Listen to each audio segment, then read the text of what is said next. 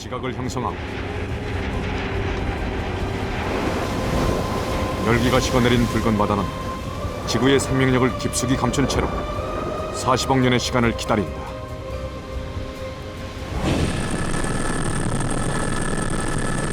막막한 남태평양.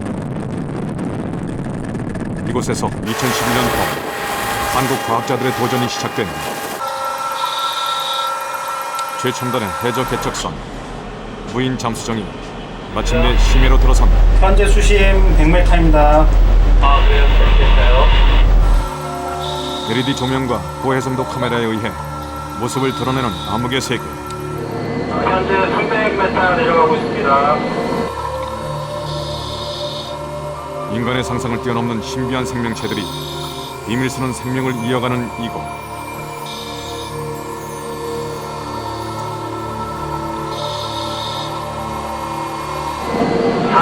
지금 바닥이 보입니다.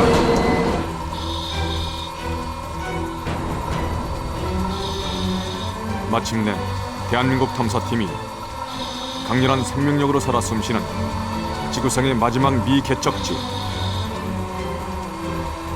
심해의 비밀에 최초로 도달한다.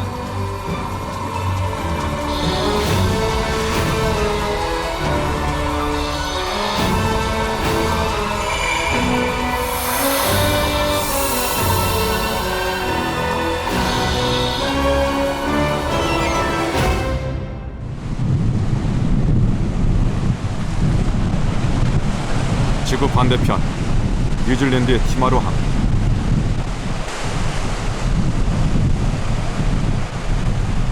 극지를 누비는 최첨단 연구 선박 아라운호는 남태평양으로 향하는 중대한 도전을 준비하고 있었다. 2011년 3월 20일 국내 심해 전문가들이 아라운호에 승선한 다 있어요, 다. 2층. 엄격한 기준으로 선발된 탐사대다.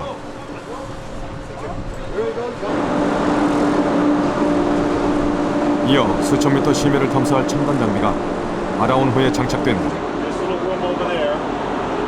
ROV 무인 잠수정은 원격 조정을 통해 심해 탐사를 수행하는 수중 로봇이다.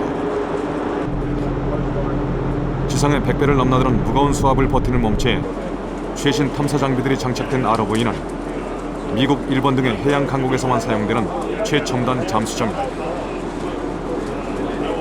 And compared to other vehicles used for ocean construction, oil and gas industry, this has much better lighting. Our camera has a full 110-degree wide field of view, and no other vehicles in the world have such camera. ROV의 움직임은 선박에서 조정되는데 조정사는 기판 조작을 통해 고해상도 카메라의 시야를 실시간으로 조정한다.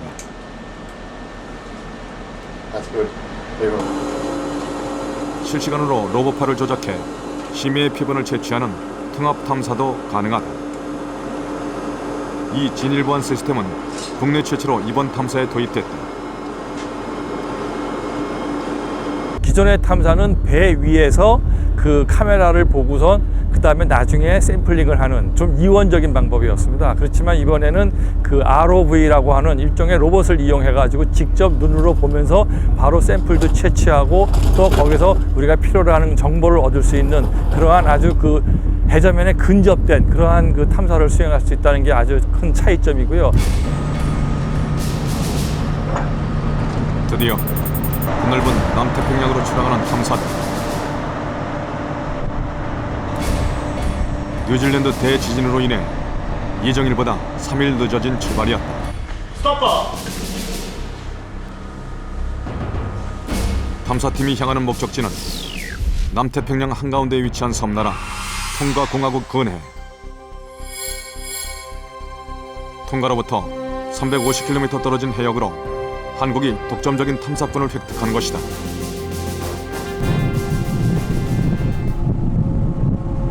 뉴질랜드에서 목적지까지는 2,500km. 아라운호로도 5일이 걸리는 거리다.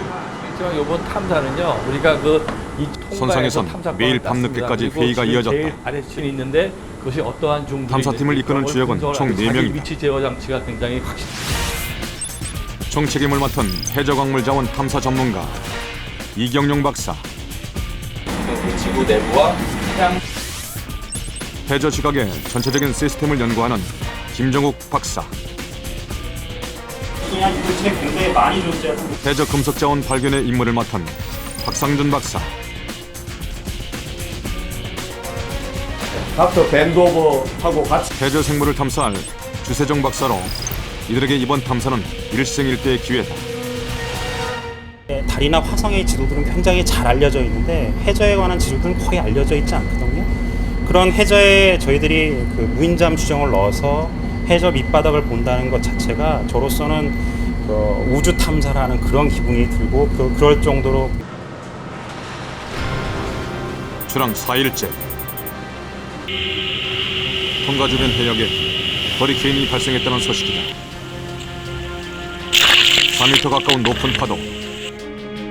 탐사팀의 안전을 위해서는 항로 수정이 불가피하다. 뉴질랜드 대지진에 이어 닥친 또 하나의 심각한 악재다. 실제 남은 게 925m. 최단 시간으로 고안된 항로가 변경되면서 최대급이 탐사 일정은 또다시 120만이 지체된다. 갖다 있어. 현재 위치가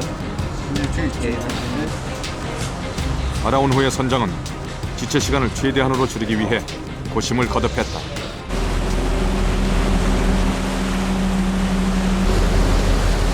허리케인을 피해 돌아가는 19시간의 백길.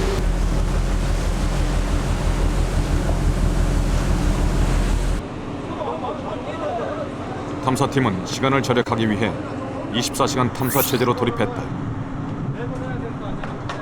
여러 개의 시료 채취기를 해저에 넣어 수심별로 해수를 채취하는 CTD 작업.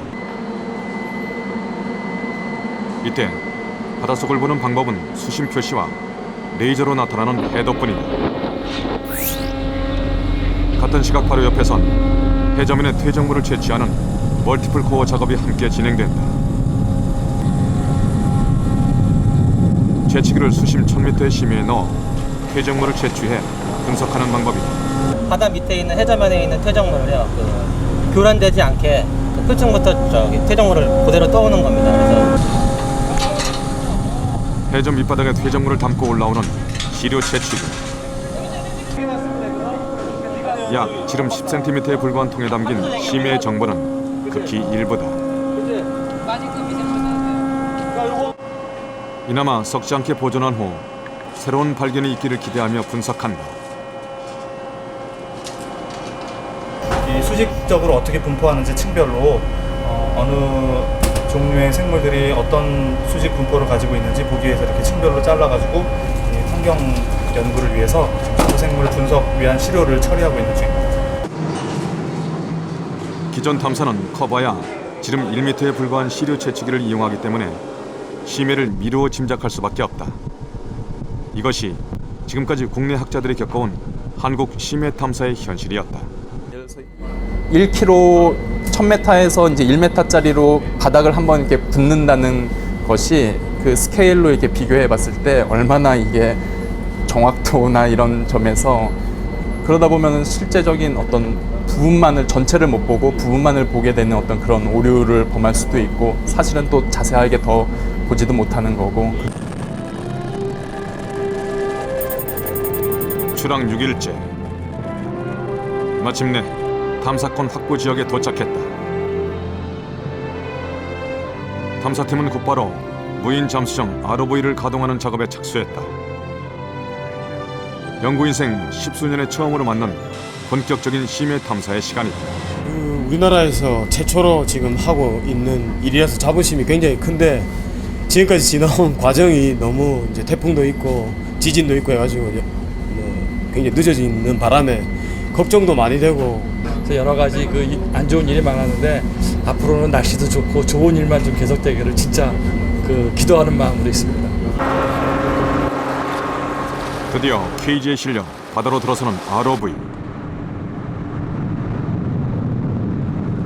해저면에 근접한 후 ROV는 KG에서 나와 밑바닥을 수평 이동하게 된다. 심해로의 첫 번째 도전은 성공할 수 있을까? 입수와 동시에 잠수정에 장착된 카메라가 고해상도의 화질을 실시간으로 전송하기 시작한다. 하강 속도는 10분당 150m. 서서히 모습을 드러낼 심해를 고대하며 회의실의 모니터 앞에 자리한 탐사팀은 최고조의 긴장 상태를 겪고 있었다. 마침내 1차 목표 지점인 수심 400m에 도달한다. 네, 저기 지금 현재 수심은 406m 정도 되고 있습니다. 네, 그리고 USL 지금 잘 들어오고 있네요. 다른 저기 메탄, CO2 다른 센서들 전부 정상적으로 잘 들어오고 있습니다. 플랑크 통과 부유물이 조명을 바닥이 받아 보입니다. 눈처럼 빛나는 마린 스노우. 그 아래로 해저 밑바닥이 서서히 모습을 드러낸다.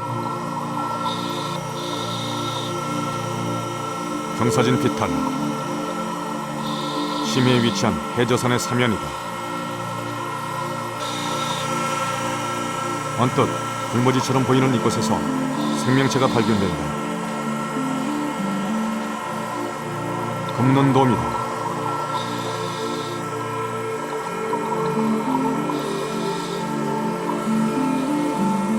파리 지옥을 닮은 심해 말미잘도 눈에 띈다.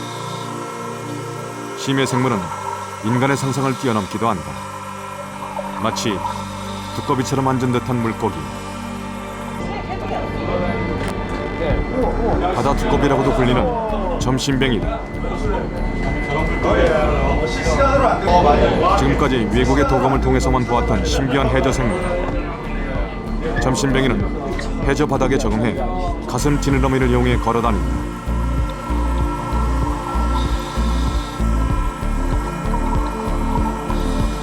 지상보다 400배나 무거운 수압이 짓누르는 해저는 심해 생물들의 세상이다. 심해 보호색인 붉은색을 한 홍살치류는 날카로운 가시로 침입자를 경계한다.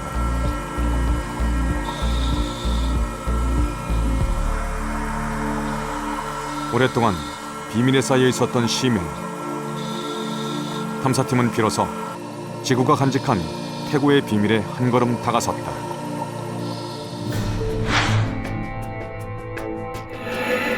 (40억 년) 전 원시 지구. 소행성과의 충돌로 용암에 덮인 지각은 바다를 일순간 말려버렸다.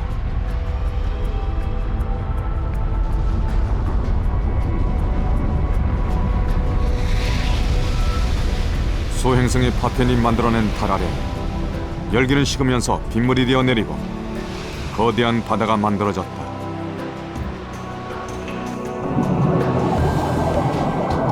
지구 표면의 60%를 덮으며 최고 수심 10km를 넘는 심해. 수십억 년의 세월 동안 해저는 미지의 영역이었다. 1934년 동물학자 윌리엄 비비 박사는 인류 최초로 심해 탐사 계획을 세우고 지름 1.4m, 두께 4cm의 강철공에 몸을 싣고 수심 920m까지 내려갔다. 소형 카메라가 없어 잠수정에서 관찰한 심해 생물의 모습은 전화선을 통해 배 위의 화가에게 전해졌다. 최초로 공개된 심해 생물의 기괴한 모습은 큰 충격을 던졌고 비비 박사의 도전은 심해를 탐사하는 첨단 잠수정 제작으로 이어졌다. 1960년대 중반 미국에서 유인 잠수정 엘빈이 만들어진 이래 프랑스, 일본 등의 해양 강국이 차례로 잠수정을 만들고 심해 탐사에 나섰다.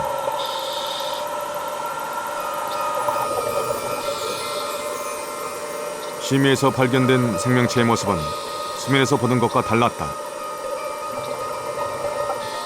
심해에서 촬영된 오징어는 내장 기관이 투명하게 비쳐 보인다. 수면의 빛이 약한 푸른빛으로 비치는 중충대. 이곳엔 투명한 몸체를 가진 생물이 많다.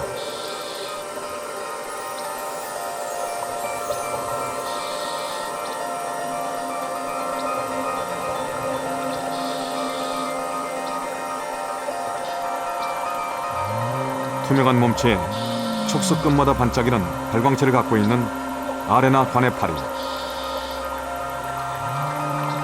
한 몸처럼 연결된 개체들이 한 몸인지 아니면 각자 다른 생명이 모인 것인지를 두고 학자들 사이에 의견이 분분한 미지의 생물이다. 이곳 생물의 또 다른 특징은 크게 발달한 눈이다. 올빼미 물고기의 큰 눈은 빛의 양이 매우 적은 심해에서도 최대한 많은 빛을 모으기에 유리한 구조다.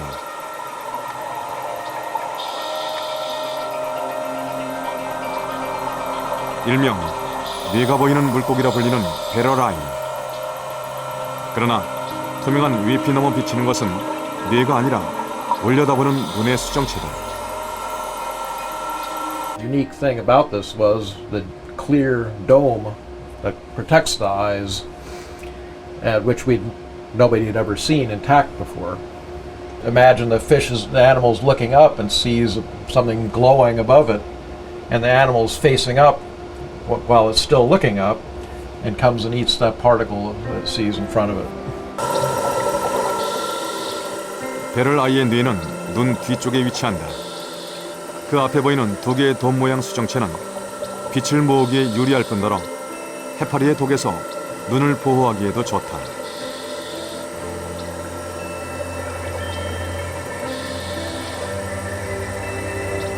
척박한 심해 환경에서 표충 생물의 부유물인 마린 스노우는 심해 생물들에겐 귀중한 먹이원이다. 거미줄 같은 집을 짓고 표층에서 떨어지는 유기물을 붙잡아 먹는 라바신. 라바신이 버리는 거미줄 집은 보다 밑바닥에 사는 해저 생물들의 귀중한 먹이원이다.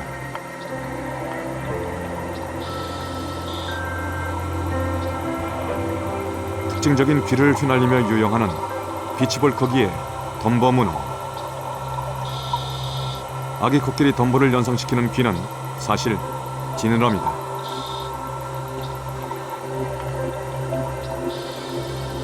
커다란 푸른 눈을 가진 뱀파이어 오징어는 박쥐 날개처럼 막으로 연결된 다리를 갖고 있는데 천적이 나타나면 몸 안팎을 뒤집어 달아난다.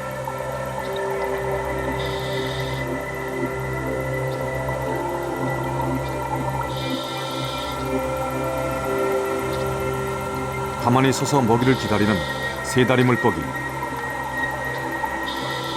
바닥 생활에 적응해 지느러미가 다리로 진화한 신비한 생명체다. 심해에서 생명체를 발견할 확률은 표층에 비해 100분의 1 정도로 희박하다. 때문에 모처럼 먹이를 발견하면 단번에 물어 절대 놓치지 않도록 이빨이 날카롭게 휘어진 생물이 많다. 심해 아귀도 그 중에 하나로 머리의 발광기를 낚싯대처럼 흔들어 사냥감을 유인한 뒤 안쪽으로 휘어진 날카로운 이빨로 단번에 물어버린다. 짝짓기를 할 때도 마찬가지로 작은 수컷은 암컷을 만나면 배를 물고 떨어지지 않는다. 몸집에 비해 큰 입과 이빨을 가진 심해어. 그들의 괴기스러운 모습은 황량한 심해 환경에 적응한 놀라운 진화의 산물이다.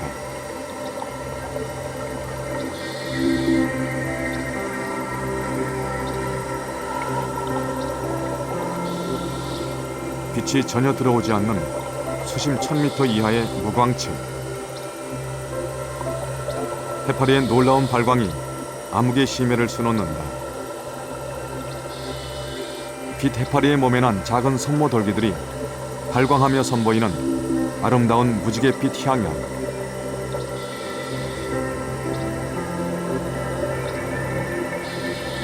암흑의 심해에서 다른 생물들과 의사소통을 하기 위해 발광 시스템을 진화시킨 결과다.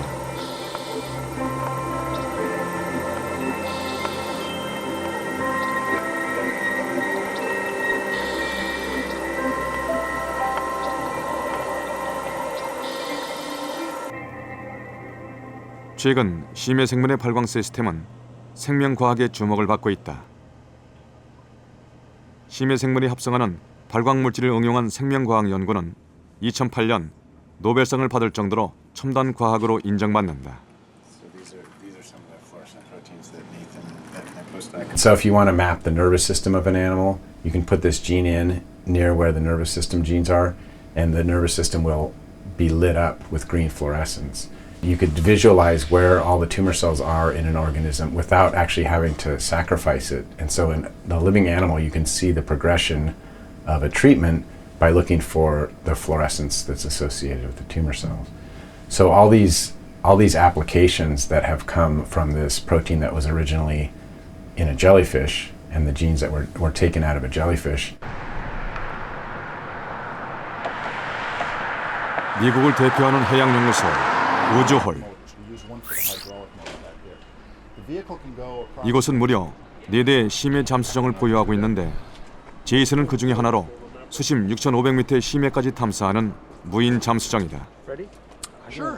이런 첨단 장비로 우주홀의 과학자들은 놀라운 발견을 얻기도 한다. I was on watch when we came on this thing, and it was amazing. We were seeing flashes of flame. I think we were somewhere 900 meters deep. 태평양 서부 마리아나 제도 인근 해저에서 제이슨이 촬영한 해저 화산의 폭발 장면. Oh my God. 구름처럼 솟아오르던 소용돌이가 점차 강력해지며 유황과 암석, 불꽃이 분출되기 시작한다.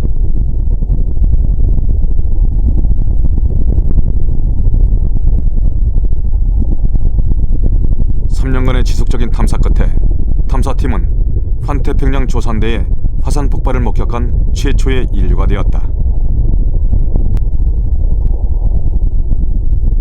But we went and we sampled for 8 or 9 days, that same volcano, 12 hours a day, and it never got old to look at this thing. It was spectacular. The lava flows happening underwater, the explosions. 1980년대 중반 세간의 화제가 되었던 침몰한 타이타닉호의 선체 발견. 우주홀 연구소는 4대의 잠수정을 활용해 인류의 미래를 바꿀 심해 탐사의 역사를 만들어가고 있다. A little phrase that says when you turn on the lights down underneath the ocean, you will always see something new. You'll find on the seafloor new minerals, or in the seafloor new minerals. Every time we go down, new species are discovered. One of those species may be the cure for Alzheimer's or some other disease. The deep sea also is a challenge to get to. 남태평양 심해 탐사 둘째 날. 수심 400m까지의 시험 탐사에 성공한 탐사팀은 이제 본격적인 심해 탐사를 눈앞에 두고 있었다. 98m입니다. 20분이 지났을까. 예정대로라면 수심 300m의 중증 수역이 나와야 하는데 ROV에서 전달되는 화면에 변화가 보이지 않는다. 한 지점에 멈춰선 수심 표시. 무슨 일이 생긴 걸까?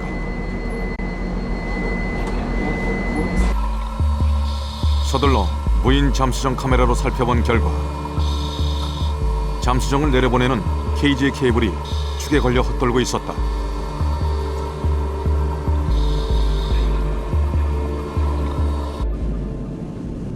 결국 146m 지점까지 들어간 케이지는 그대로 인양됐다.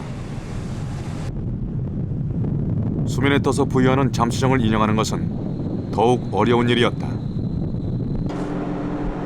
이번 탐사에 쓰이는 잠수정은 미국의 탐사업체에서 임대한 것으로 수리 역시 그들에게 전적으로 맡기고 기다리는 수밖에 없었다.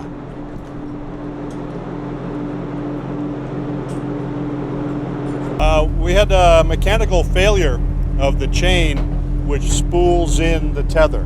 So when the vehicle left the cage, as soon as it left the cage, this chain broke and we couldn't pull the vehicle back in the way we had hoped. 2시간여의 수리 끝에 탐사가 재개됐다. 수심 400m 지점까지 문제없이 내려간 상황. 케이지에서의 분리도 별탈 없이 이루어졌다. 그러나 또다시 이상이 발생했다. 내려가던 잠수정이 그대로 멈춰선 것이다. 조사 결과 케이지와 잠수정을 지탱하는 크레인에 과열 신호가 포착됐다. 자칫하면 케이지와 잠수정을 모두 잃을 수도 있는 긴박한 상황이다.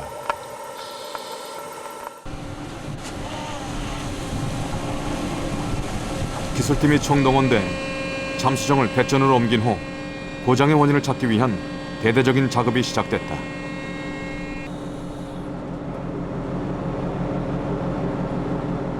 아주 작은 결함으로도 큰 고장을 일으킬 수 있는 무인 잠수정. 고장의 원인은 메인 모터의 부러진 핵심 부품이었다.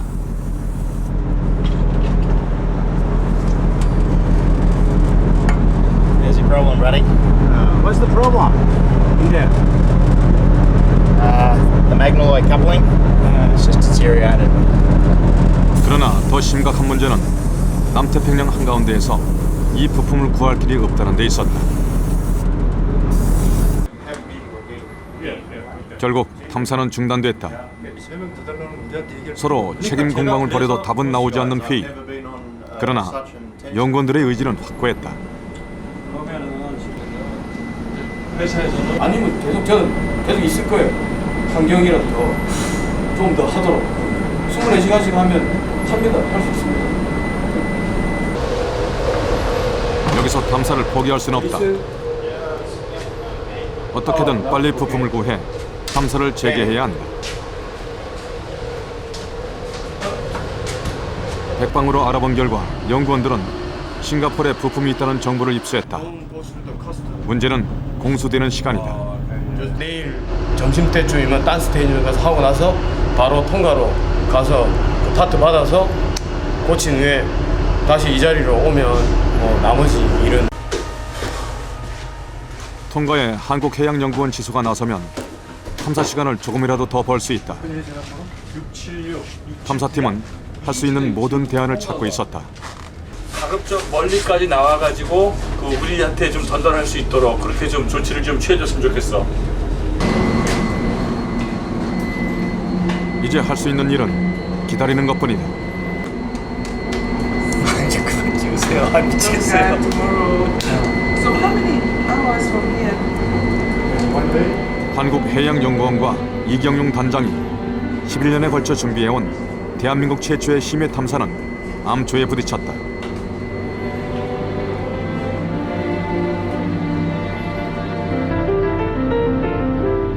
그러나 어차피 처음부터 순탄치 않은 길이었다.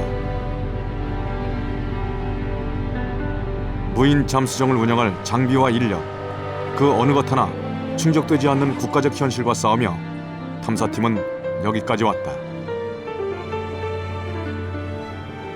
어떤 분들은 우리가 너무나 안 갖춘 인프라 속에서 이런 일을 한다는 게 무리 아니냐 그런 말씀을 많이 하십니다. 그래서 그런 생각을 많이 했습니다. 내가 진짜 너무 과욕을 부린 거 아닌가. 그래서 좀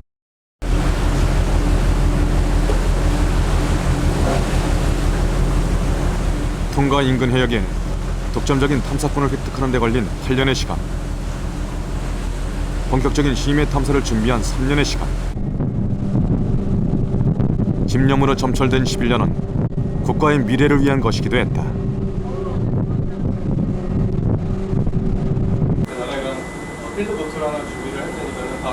이번 탐사의 가장 중요한 임무, 그것은 해저 광산을 찾는 일이다. 스케일이. 근데 지금 여기 부서지는 것이 침니예요. 근데 우리는 바닥을만 영어로 침니라 표현하는 심해의 굴뚝은 해저에서 뜨거운 물이 솟아나오다 굳어져 만들어진다.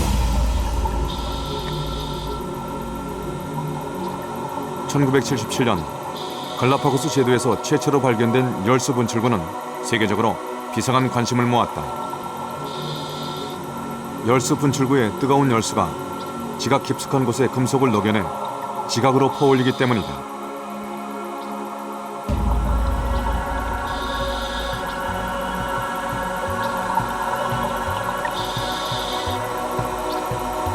Hydrothermal vents occur where hot water comes up through cracks on the ocean floor.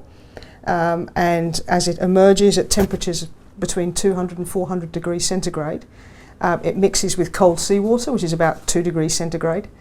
There's a massive chemical reaction and there's lots of precipitation of minerals.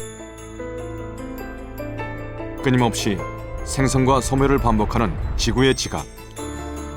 그 경계는 대부분 깊은 심해저에 있다.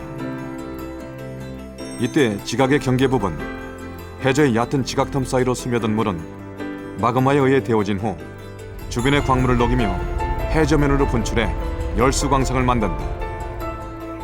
금속 성분이 그냥 지각에 쭉 퍼져 있으면 저희들한테 아무런 도움이 되질 않죠. 한 곳에 농집이 돼야 되는데 그 한 곳에 농집이 된다는 것은 마치 저희들이 뜨거운 물에다가 설탕을 타고 식히면 그 설탕이 침전을 하게 되겠죠. 그 침전한 그 덩어리들, 그것들이 모여 있는 것들이 금속이라고 생각하시면 그것이 저희들한테 광산이 되는 겁니다.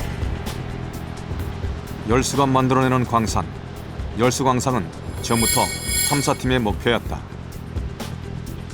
2008년 대한민국의 이름으로 독점 탐사권을 획득한 25,000평방미터의 해역. 이 지점을 선정하기까지 탐사팀은 통과 해저 지각의 경계며 10평방킬로미터의 해저를 레이저로 훑었다.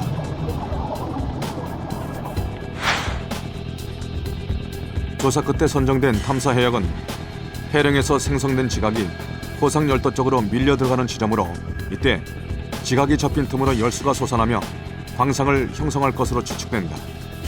광역 탐사를 하는데 한 3, 4년의 시간을 보냈고 그 광역 탐사의 결과를 가지고 다시 유망한 중역 탐사 정도의 지역을 뽑는데 한 1, 2년이 걸렸고 그 다음에 지금 최종적으로 유망한 광구를 뽑아서 다시 탐사는 지금 정밀 단계에 와 있기 때문에 저희들이 한 7년 정도의 세월을 지금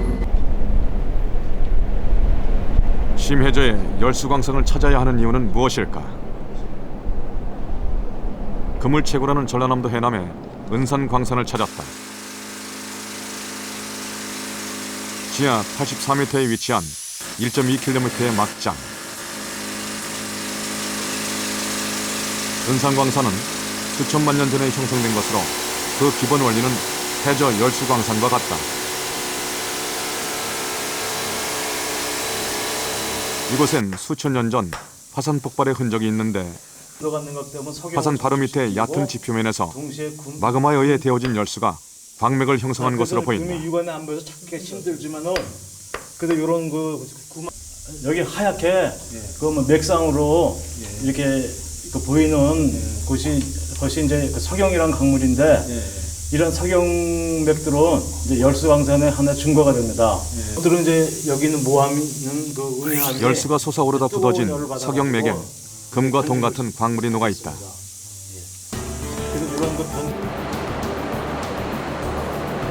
2002년부터 채광을 시작한 은산광산에선 금광석 1톤당 평균 7g의 금을 얻는다. 수백만 년의 지각 변동을 겪으면서 성분이 변형되거나 다른 암석과 섞인 경우가 많다. 약품 처리를 통해 거품에 금속 성분이 묻어나게 한 다음 다시 금을 재련해야 한다. 이나마 점차 찾기 어려워진 상황. 세계는 해저의 순수한 광물에 눈을 돌리고 있다.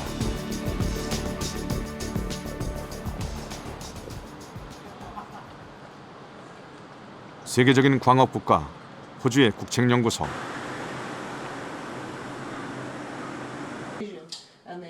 이곳의 주된 업무 중 하나는 해저 광물 자원 탐사다. 이미 여러 차례 남태평양을 탐사해 여러 가지 표본을 채취해 왔다. The ones we find on the seafloor now tend to be higher grade because they're undiluted, because they are forming in situ. The ones that are on land tend to have been through hundreds, if not thousands of millions of years of burial and folding and heating up and deformation, we call it.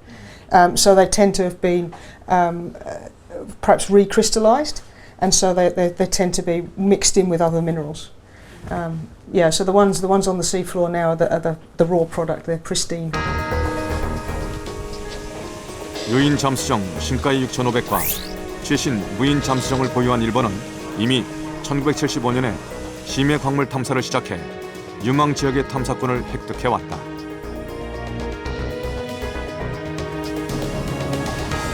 올해 해저광물 조사에 쏟는 예산만 무려 68억에 약 910억 원을 열수광산 개발에 투입한다.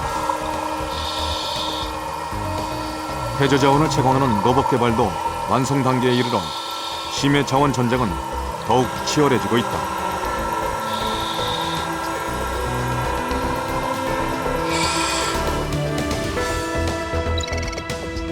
열수광산 유망지인 퉁가 인근은 특히 세계가 주목하는 곳으로 해양연구원은 탐사권을 획득하기까지 넵튠, 노틸러스 등의 심해 개발업체와 치열한 경쟁을 겪어야 했다.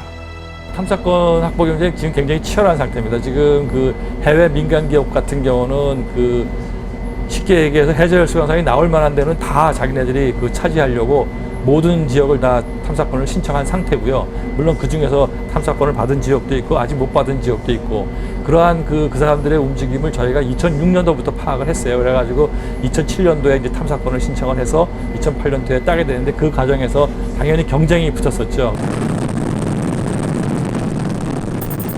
부품 고장으로 탐사가 멈춰선 지 5일 만에 탐사가 재개되었다.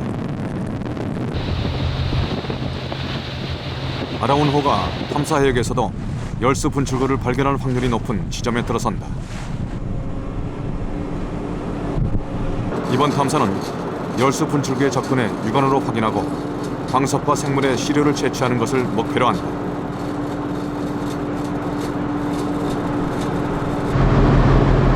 드넓은 대양에서도 몇 미터 오차 범위 내로 위치를 제어하는 아라운호. 탐사 지점은 정확하다. 그러나 열수광상의 발견은 누구도 장담할 수 없다.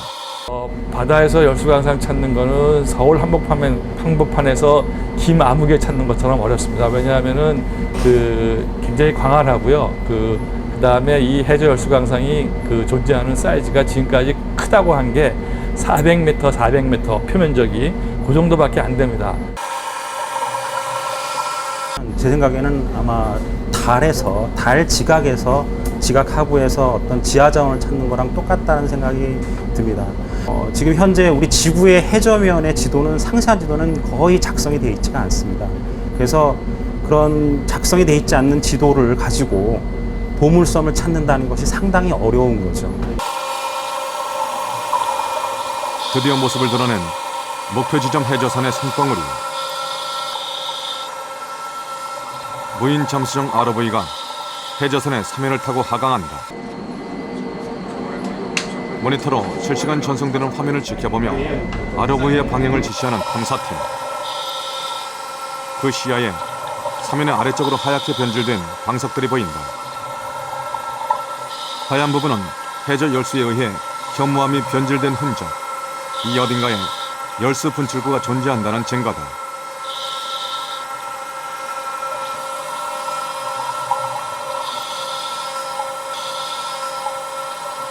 조명을 비추자 빛나는 해저 굴뚝. 마침내 탐사팀은 국내 최초로 열수 분출구를 발견했다.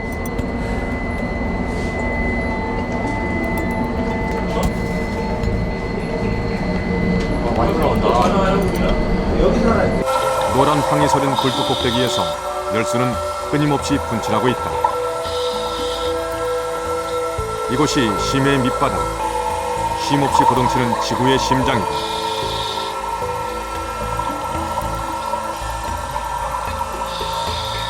지구 내부의 광물을 담은 고온의 열수는 차가운 해수와 만나 순식간에 굳어지며 굴뚝을 이룬다.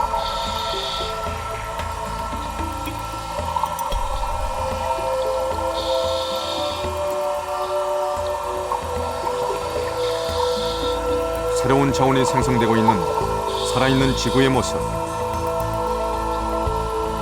이 열수 분출공들이 생명을 다하면 분독을 이뤄 열수 광상을 형성할 것이다. 유독한 황을 함유한 고온의 열수가 뿜어져 나오는 열수 분출구. 이곳에도 생명이 살고 있다. 언뜻 산호초처럼 보이지만 열수 분출구 주변에 서식하는 단벌레다.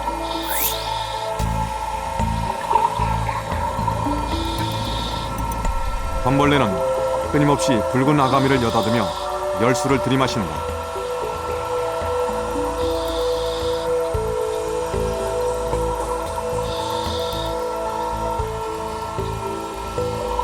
열수 분출구 주변은 풍량한 심해저에서 발견하는 생명의 오아시스다.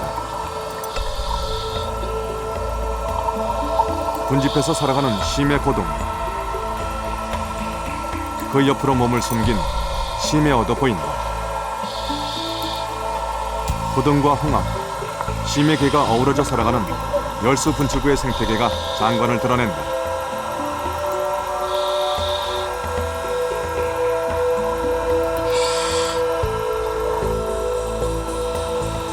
알려진 생명의 서식 한계는 미생물의 경우에도 170도씨. 하지만 심해에선 섭씨 300도를 넘는 고온의 열수에 생명이 존재한다는 사실이 그 자체로도 충격적이다.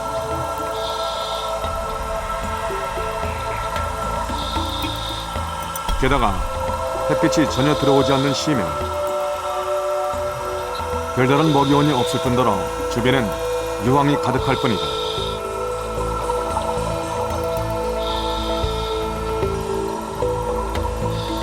생명에 대한 기존의 상식을 완전히 뒤집는 열수 분출구의 생태계는 탐사팀의 과학자들에게도 중요한 연구 과제다. 열수 분출구는 그 에너지의 기원이 그 분출구에서 나오는 화학 물질에 있습니다. 일반 생태계는 다 태양에서 태양광에 의한 에너지지만 그 생태계를 구성하는 먹이망이라든지 아니면 그 생물들이 가지고 있는 특성들이 지금 현재 알고 있는 거하고는 완전히 다를 것입니다.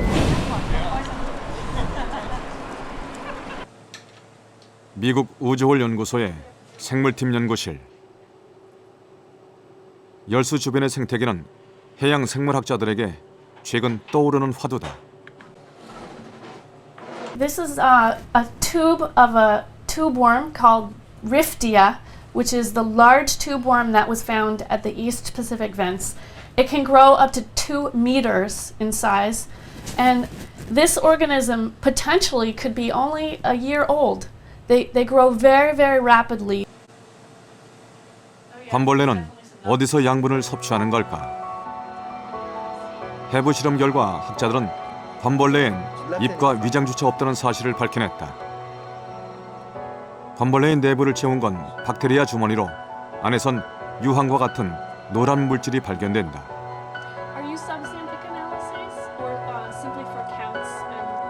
노란 물질의 정체는 황화 박테리아.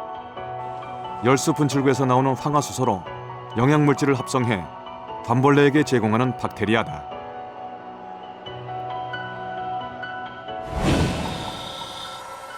깊은 심해저. 범벌레의 생태계는 태양빛이 아니라 열수 분출구에 의지하는 화학 합성의 세계다.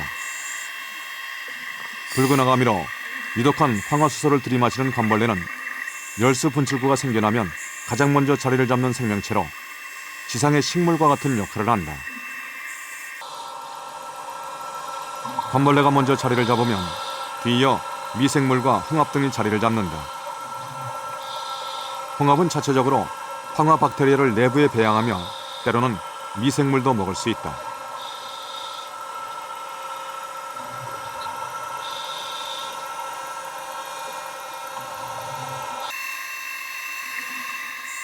심해 환경에 적응해 눈이 퇴화한 하얀 장림개도 열수 분출구 주변에서 풍부한 먹이를 구할 수 있다.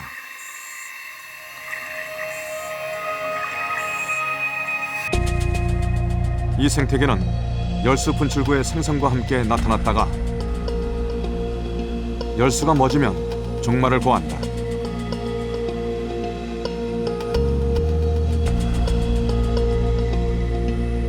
산소가 없고 빛도 닿지 않으며 고온에 유해한 황화수소에 노출된 환경. 그 안에서 번성하는 생태계는 원시 지구의 환경에서 생명이 어떻게 탄생했나를 짐작케 한다.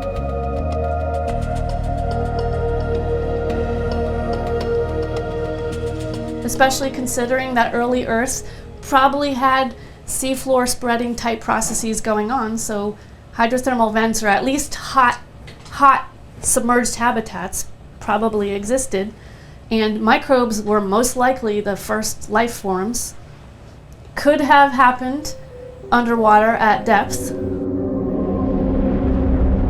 가설에 의하면 용암이 끓어오르는 원시 지구의 바다.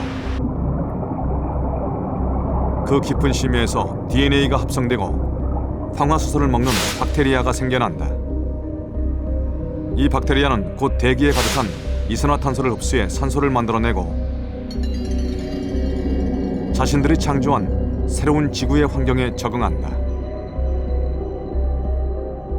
Actually, there is quite a bit of work that's gone on in understanding the evolution of life on this planet, thinking that the ocean was the early stage for that life.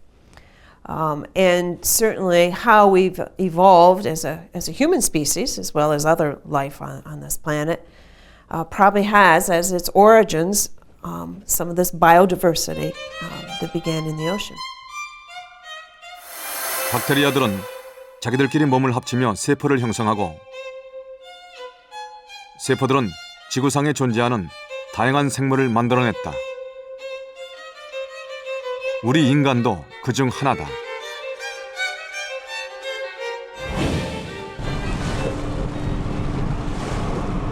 탐사는 점차 속도를 높여가고 있었다. 열수 분출구의 생태계는 생명의 기원을 밝혀낼 중요한 단서다. ROV에 장착된 정교한 로봇팔로 관벌레를 채취하는 탐사팀. 바구니에 담겨 심해저 밑의 관벌레는 지상으로 옮겨진다. 현재까지 발견된 열수 분출구는 전 세계에서 200개 남짓한 지역뿐이며 그 각각은 개개의 고유한 특성을 지닌다. 따라서 연구를 빠르게 진행한다면 외국의 해양연구소를 앞질러 새로운 발견을 할 가능성은 충분하다.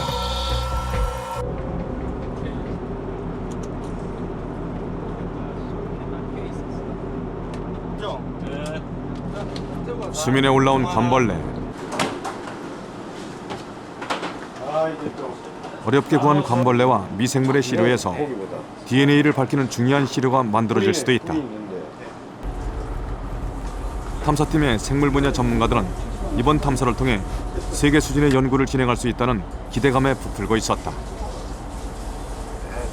무엇보다 본격적인 심해 탐사의 소중한 경험을 얻었다.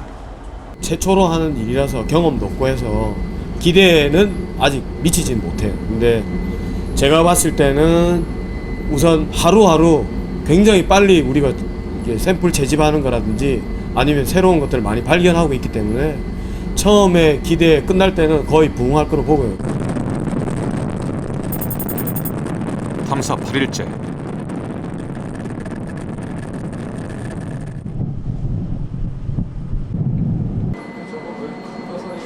이경용 단장의 얼굴엔 초조함이 어리고 있었다. 탐사팀은 아직 최종적인 성과를 내지 못했다. 저 잡을 거 아니에요? 이번 탐사의 가장 중요한 목표는 열수광상 발견이다. 그러나 대규모로 광석 성분이 응집된 경제성을 담보할 만한 규모의 열수광상은 아직 보이지 않는다.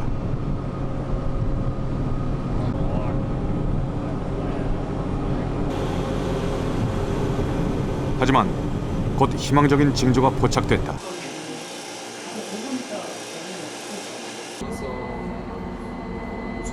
심해지에서 채취한 암석 표본.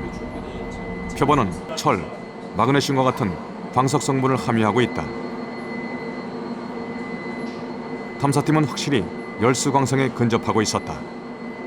지금 이제 기대했던 지역, 기대했던 것과 유사한 형태를 지금 확인을 하고 있고요. 지금 더 고무적인 것은 저희가 그 주변에 전에 이제 알지 못했던, 전에 생각했던 것과는 달리 더 많은 어떤 광체들이 이 주변에 분포하고 있을 것으로 지금 파악이 되고 있거든요. 이쪽에서 이제 더 될 것 같으니까는 잘하면 이쪽 전체가 25,000평방미터의 탐사 해역에서 이제 남은 지역은 해저선 몇 개뿐. 그렇죠. 갈수록 탐사팀의 희망은 수심 1000m 지점에 해저선 한 곳으로 집중됐다. 형체도 아주 성처럼 생기고.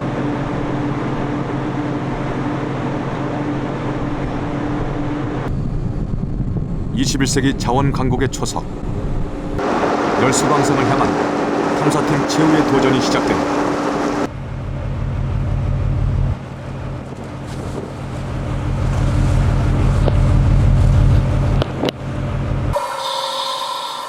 조정실에선 박상준 박사가 무인 잠수정을 예상 지점으로 인도한다. 현재 대합 97m, 베스미치 98m입니다.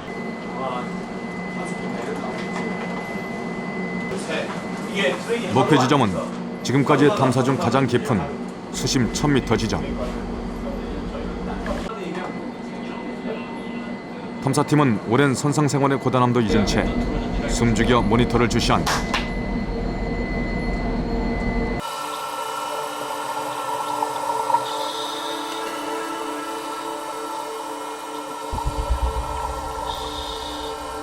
몇 시간이 지났을까?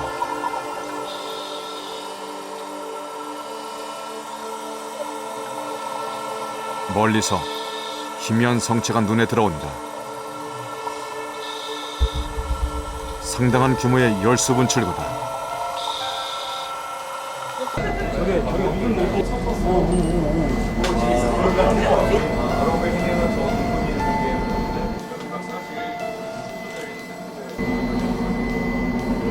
이런 열수 분출구가 주변에 많이 모여 있어야 심해자원 채굴의 경제성을 담보할 수 있다.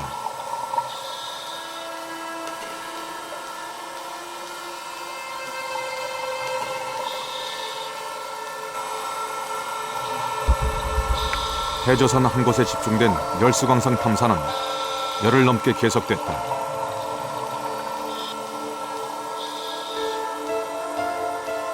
오랜 시간의 의지와 열정은 이제 차라리 간절한 기도가 된다.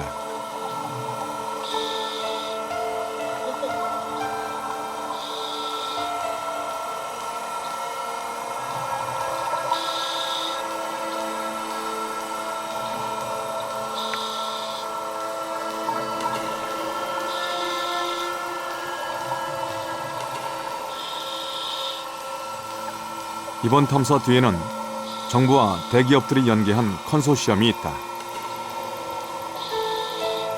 자원 탐사의 후발곡으로 10년 후에 해저자원 채굴을 바라보는 국가적 사업.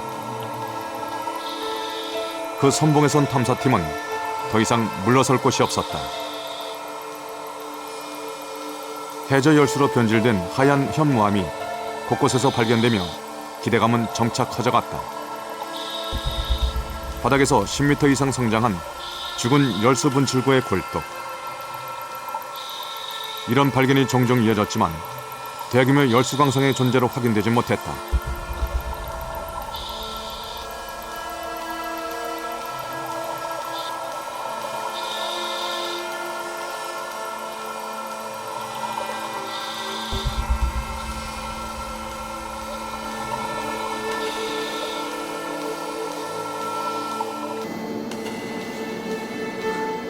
희망과 절망이 교차하던 최후의 탐사. 그 11일째 되는 날. 피로와 긴장으로 굳어졌던 탐사팀의 얼굴에 희망의 빛이 서린다. 2011년 4월 18일 탐사팀은 마침내 대규모 열수광상을 발견했다. 열수 분출구가 허물어져 생긴 둔덕. 레이저로 크기를 조사하자 표층에서 무려 20m 이상 발달한 것이 확인됐다. 탐사전의 기대를 훨씬 뛰어넘는 규모다.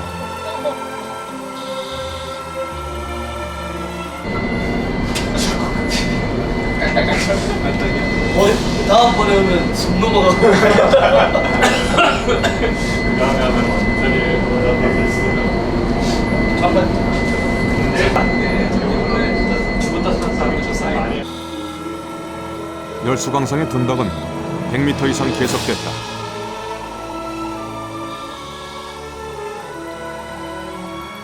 짧게는 수십 년부터, 길게는 20만 년에 걸쳐 형성된 열수광상이다.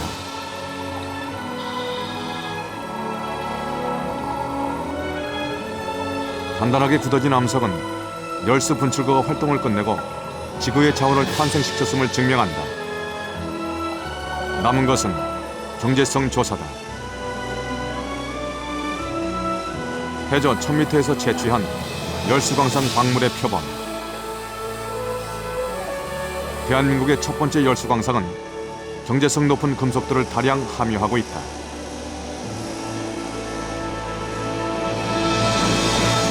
샘플을 이용해가지고 분석한 결과에 의하면요, 금이 많게는 한 톤당 20g 정도 들어있고요. 그 다음에 구리가 1 내지 2% 정도 들어있고요.